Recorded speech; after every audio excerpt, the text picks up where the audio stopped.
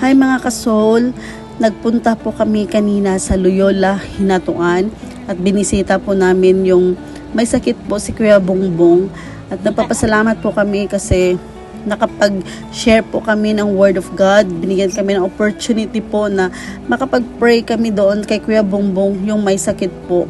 Then, nagpapasalamat kami sa lahat ng mga followers kasi hindi namin akalain na ang dami pala nila doon. Nag-aabang po sa amin at nag-aantay po sa amin. At nagpapasalamat kami sa kanila kasi nakikinig din po sila sa word po ni Lord at saka nakapag-pray din po kami sa kanila at lahat po sila ay tumanggap po kay Lord as their personal and Savior. Then nag-survey din po kami, ang dami po talagang pwedeng tulungan doon. Kaya by God's grace, next time, babalik po kami doon at magdala para makapagbigay kami ng tulong po, ng kahit kaunting tulong at biyaya po para sa mga tao doon, lalong-lalo na po sa mga supporters namin at sa mga followers ng Soul Harvesters po doon sa Loyola. Salamat and God bless everyone. See you soon.